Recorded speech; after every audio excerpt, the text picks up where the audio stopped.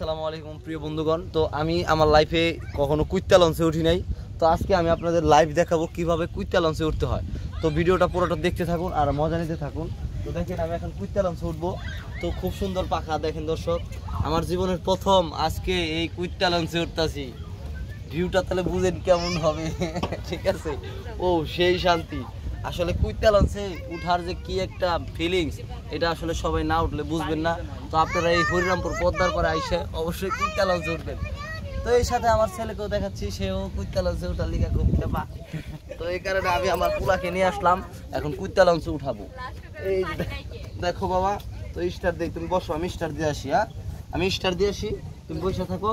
না না, স্টার দিয়ে আসি, স্টার দিলাম, স্টার দিলাম, তুমি বসো, আমি স্টার দিয়ে আসি। হ্যাঁ, দিলাম বাবা, দিলাম দিলাম স্টার, দিলাম দিলাম,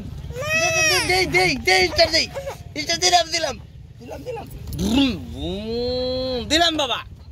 দৈর শক্ত করে শক্ত করে ধরছো, পরে যাবে তো, ধরছো তাহলে তাহলে নাম নাম তাহলে নামো নামো নামো নামো। তো প্রিয় বন্ধুগণ, দেখতেই পারলেন বাচ্চাদের মন তো ভয় পাচ্ছে। তো এই কারণে আমরা কুইত্তা লঞ্চে উঠবো না, আজকে আমাদের কুইত্তা লঞ্চ ক্যান্সেল। চলো বাবা নেমে যাই। এই যে লাও লাও, এখন চলে যাচ্ছি। তো আমাদের কুইত্তা লঞ্চে ওঠা শেষ। তো ভিডিওটা কেমন লাগলো সবাই কমেন্ট করে জানাবেন ইনশাআল্লাহ। কেটে দাও কেটে দাও কেটে দাও।